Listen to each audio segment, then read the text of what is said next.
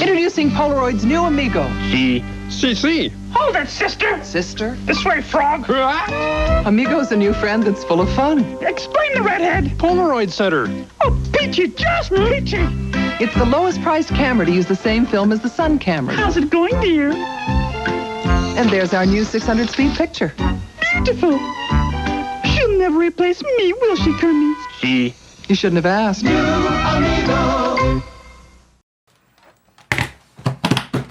Hello everyone, the Instant Camera Guy here, and welcome to a video about a very special camera of mine. This is my Polaroid Amigo 620. Although it is far from a stock Polaroid Amigo 620, this is actually a camera that I have upgraded basically as far as I believe is possible in terms of a box type Polaroid 600.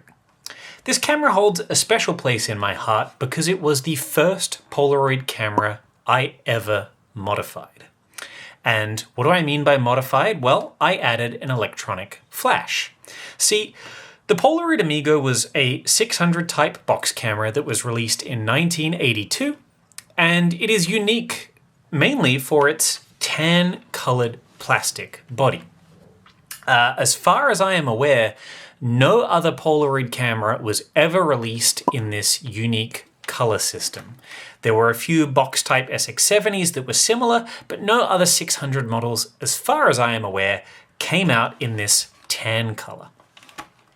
Now, the Amigo had the original Polaroid style flash that used magnesium bulbs. So, similar to how the SX70 works, Polaroid 600 cameras, believe it or not, did not always come out with an electronic flash. The first few models had a flash bar very similar to the original SX70 unit, but differing in that the flash was not quite as powerful because the film is a higher ISO, so 640 ISO instead of 150 ISO for SX70 film. And all 10 bulbs were lined up in a row because the bulbs themselves were physically smaller. So those bars being not made sort of for as long as the SX70 bars are actually very hard to find. And as a result, if you have an original Polaroid Spirit 600 or the Amigo or any of the other variants in that particular lineup that had the original flash bar, it's very hard to get a flash for them. So one of the first things I actually did was get a Polaroid 640, which was a similar model of camera, but in black with the with the electronic flash built in. And I actually completely disassembled it, took it apart, and I fitted this camera with the internals and the flash from that Polaroid 640, effectively making one of the only Polaroid Amigos in the world with an electronic flash. And that was something that I did probably 12, 13 years or so ago at the time of me releasing this video. Well, since then, I've added some extra updates to it. I've added an I-type battery conversion, which you guys have very likely seen on the channel before. This camera can now run off 4 AAA batteries. And at the flick of a switch, I can choose to power the camera either from the AAAs or from the built-in 600 battery pack, just depending on what I have it set to. So that is one upgrade. The other thing that I did with this particular camera is I added a tripod socket to it. There we go.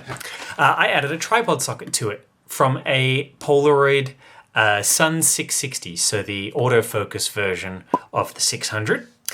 And that tripod socket I had to very carefully drill out and then basically put the tripod socket in its place and hold it down with the clip on the inside of the camera.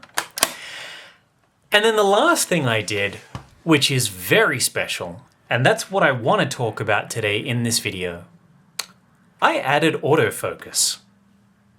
How the hell did I do that, you say? Well, now I need to do some explanation. Let's explain a little deeper. See, you guys are probably familiar with some of the autofocus Polaroids on the market.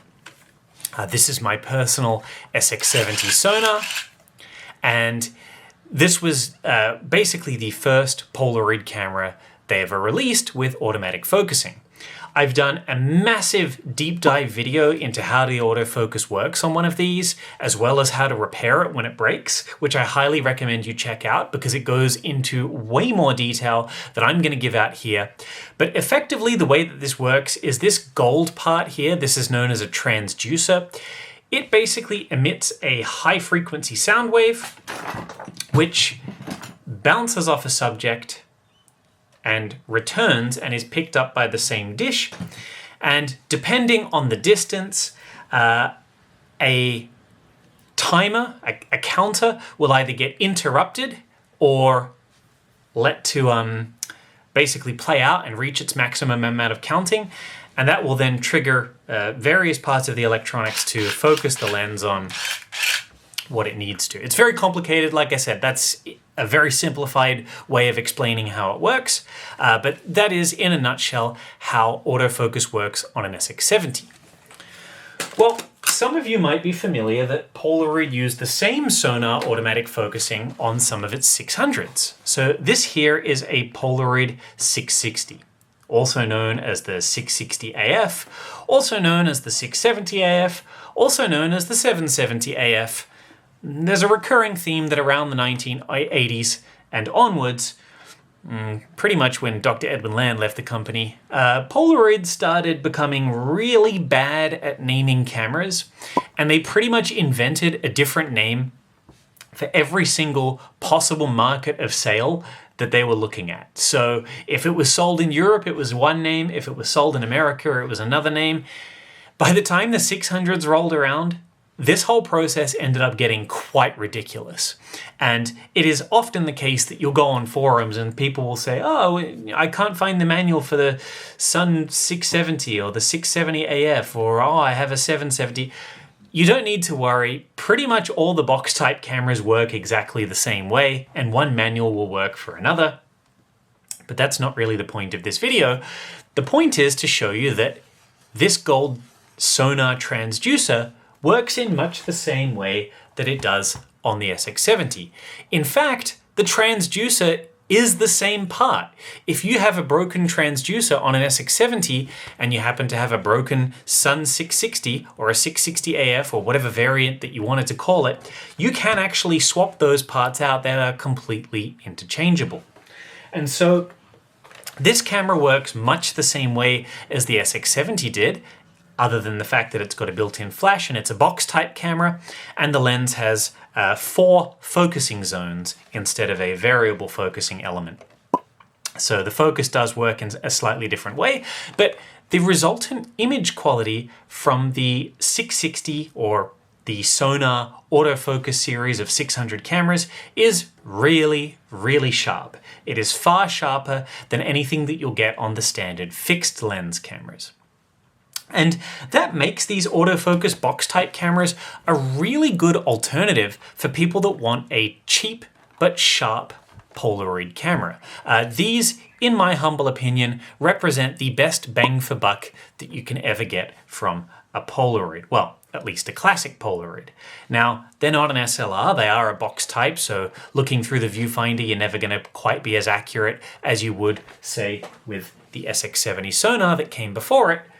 But considering that you can purchase these things, even refurbished, any day of the week for a fraction of the cost of an SX70, means that for a casual shooter, the 660 AF is a good alternative. Of course, as I said before, you can convert them to take I-type film. I've done videos on that subject.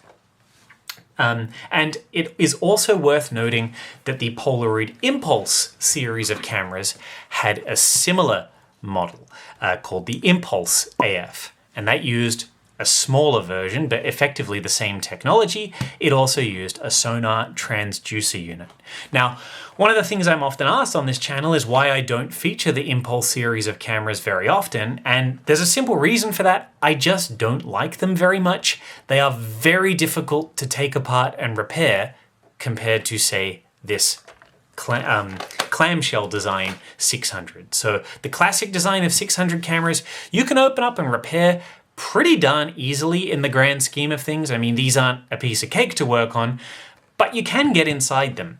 The Impulse is much harder to open up and repair, and there is a very high chance of breaking small little plastic clips just by getting inside the camera. So if you've ever wondered why I don't feature the Impulse series, despite them being good performing cameras, I've got nothing against the way they perform, I just don't like them very much. In fact, I really hate repairing them, so you probably won't see me do it on this channel anytime soon. But again, we're not here to talk about the 660 or any of its other random name variants that Polaroid came up with for these Sonar Dish 600 cameras. We are here to talk about something different. The 600 AF. Again, the naming system is a bit confusing. In Europe, these were also known as the 636 AF, and they basically came in two flavors: the hideous late 90s design, which I referred, Impossible Project, back when they used to sell refurbished Polaroids, they used to refer to this design of the Polaroid 600 as the whale, because it was unnecessarily large and round, and if I'm going to be honest, it's pretty ugly.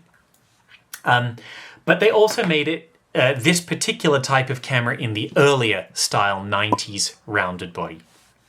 But I don't have any of those cameras currently in my possession. I do, however, possess the box for them, which is pretty nice to have. Now, these cameras, both the 636, the 600 AF, whether we're talking about the earlier version or the later version, as you see here, I never see anyone talk about these online. And I think that's kind of criminal. I mean, these are very, very interesting cameras in terms of their design. And one day, when I'm actually doing a repair video on one of these, I will do a very, very deep dive into them. But effectively, the 600 AF was what you got when you combined parts from a standard Polaroid 600, parts from a Polaroid Impulse autofocus system, and parts from the Polaroid Captiva, so their failed series of small SLRs with their own proprietary type of film. That's a whole subject for another video. But if you fuse all of those different shutter parts together, you get the internals of the 600 AF. And basically, as far as I can figure out, this is arguably the most advanced Polaroid 600 camera that was ever made. Possibly even more advanced from a technical level than, say, the SLR 680. And the way that this works is something called wink automatic focusing. So instead of using a sonar dish that emits sound waves that then come back and get measured by the dish itself, this particular series of cameras uses light, particularly infrared light that gets bounced off the subject by the flash. So a xenon tube contains infrared light in amongst the spectrum of light that it outputs. And basically, inside the electric eye here, there are two parts to the electric eye, one of which is reading the ambient light source, the other one of which is reading the infrared light that gets bounced from the flash. And effectively, what the camera does is provide fill flash for photos that have ambient light available, as well as providing a way of estimating focus based on how much of the infrared light gets reflected back, which is crazy. Now, if you read the official repair guide for these, it actually tells you how it works, and I'll pretty much just describe it in a nutshell, but the entire process happens insanely fast. We're talking like milliseconds, because it's basically measuring light that's bounced off a flash into the eye and then adjusting the shutter and lens accordingly. So effectively what happens is, let's say for example you're outdoors and you're in a sunny environment. The camera will measure that you're in a sunny environment and use roughly 75% of the available ambient light to do the exposure. And the flash is actually variable based on how much it reads. So if you're in a bright sunny environment, 75% of the exposure is going to come from the ambient light and 25% is going to come from the flash. So it'll actually reduce the flash output. As far as I can tell, it actually reduces the light output from the flash so that the exposure is going to be correct, which is really, really cool. And that means you end up with quite sharp photos that end up with a lot less shadows in them because the flash effectively balances out any harsh shadows. So you get really nice looking outdoor photos. The other thing that this does is, say in an indoor scene, so if it's very, very dim, the light meter is going to sense that there's not a lot of available light, and pretty much close to 100% of that exposure is going to happen from the flash. And based on the amount of infrared light that the little electric eye is receiving, if it's getting a lot of infrared light being bounced off a subject, well, it's going to assume, hey, that subject is pretty close. So it actually focuses closer. Whereas if your subject is further away, so I believe it's pretty much if it's under 3 meters or beyond 3 meters away, I think that's the figures. I could be wrong, and if I'm wrong, I'm just going to splash up what the official specs are on screen. But basically, if it's far away, it's going to have a brighter flash and a further focusing distance. Whereas if it's getting a lot of infrared light received back, it's going to assume, wow, there must be a subject pretty close because I'm getting a lot of that flashlight being bounced back towards me. So that's going to be a pretty close exposure. So we'll focus closely and we'll make sure that we're exposing for that amount of light. So it's really, really clever. Like, it's insanely clever considering this was released in a simple 600 box camera. So where am I going with all of this? Well, as I said before, I think these later models are insanely ugly. Like this is hideous. Like this is one of the ugliest Polaroids ever made, in my humble opinion. Obviously, beauty is in the eye of the beholder. I do not like these designs. What I do like, however, is the chunky square 80s aesthetic that was on the original 600 series.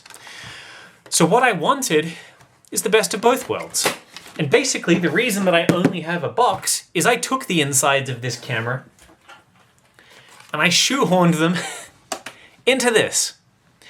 Now, to do so, you actually need to remove basically some plastic off the original shutter housing. Now, fortunately, that plastic isn't necessary for the structural integrity of the camera, but it does mean that it won't fit inside these 80s bodies because these 1980s bodies are slightly narrower than the later 90s and early 90s bodies, such as this is a later 90s body. So you can fit the insides in one of these into the 90s shells without any modification.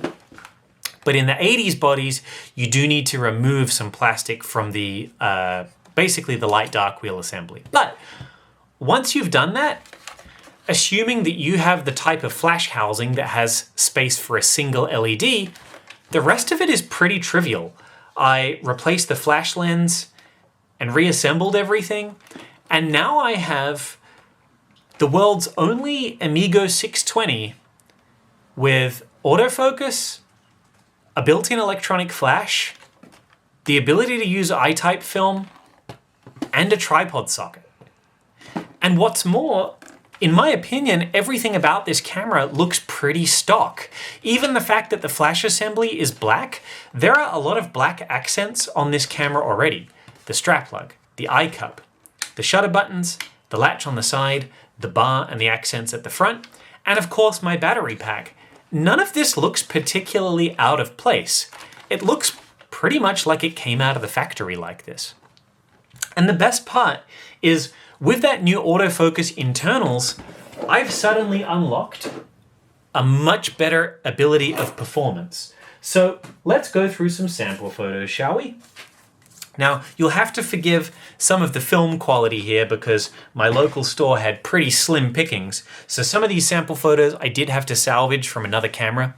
But as usual, I will be showing off on camera rather than scans. And I'll, of course, try and zoom in.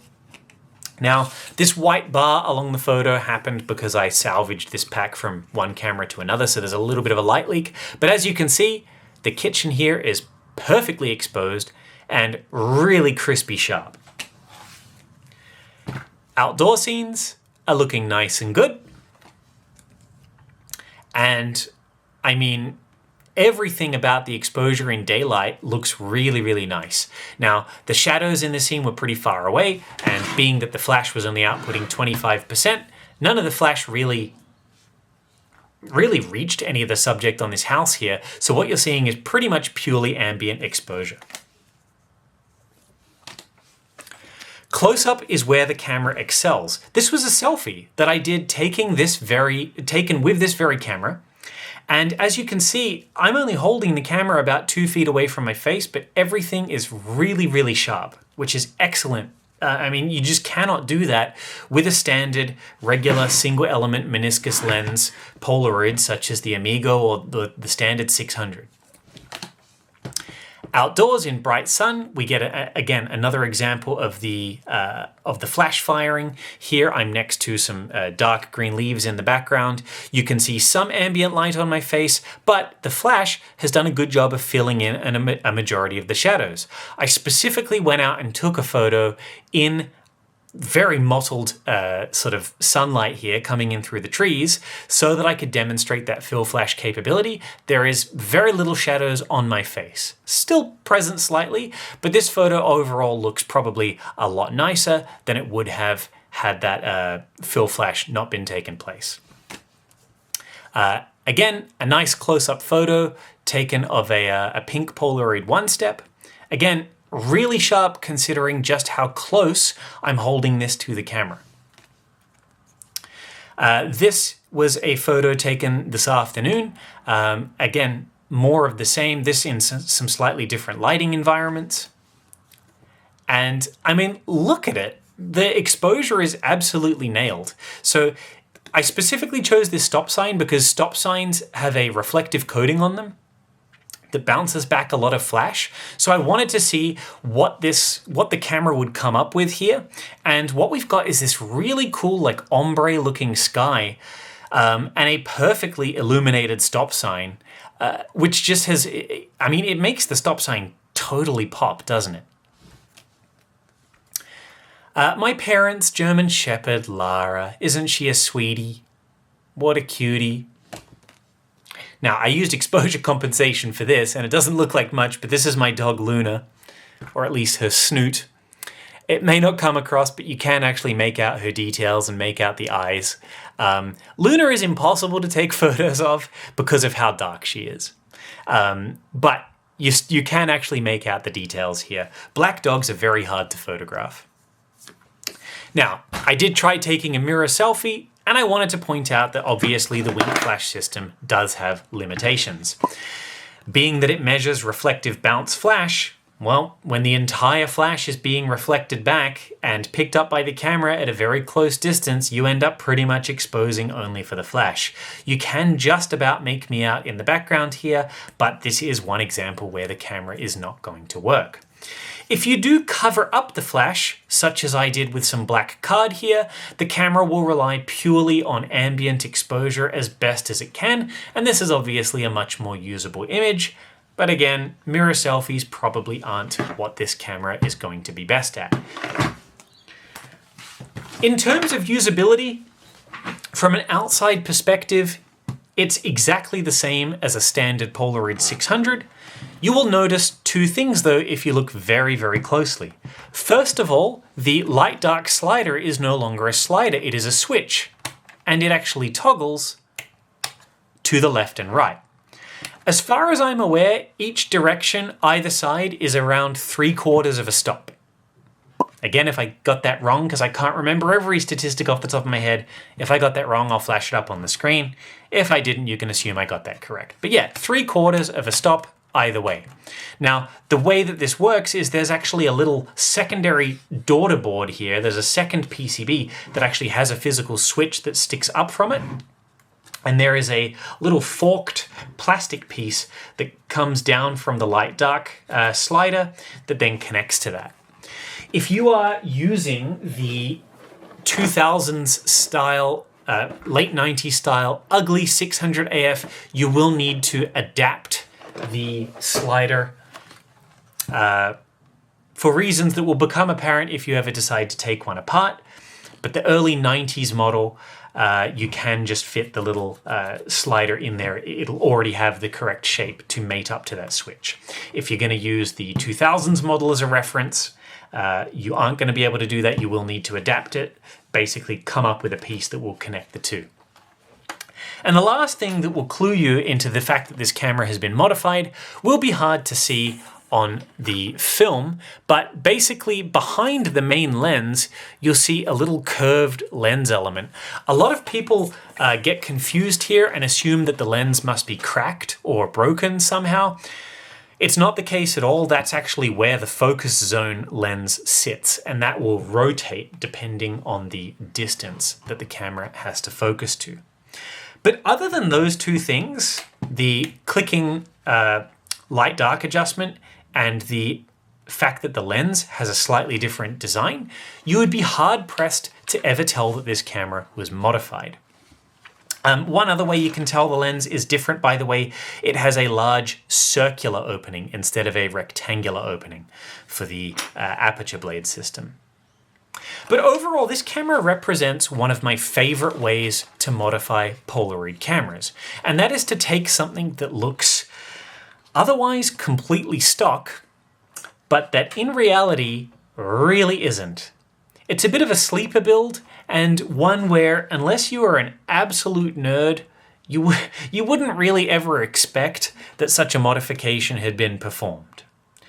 Now, this is not the only one of these that I've built. I've actually built several of these cameras before for clients. I did an artist collaboration once with a Korean-Australian female visual artist in New South Wales named Alice Amsel. And two of the limited edition cameras that I built from that run were autofocus enabled. I've made an autofocus Barbie camera, and I've made an autofocus Polaroid Job Pro for a client before, which actually I can pull out because I still have it here. So this is a camera that I just built for a client, and it is the same kind of idea. This is one of those early 90s body styles, so a bit rounder than the 80s, but not totally round.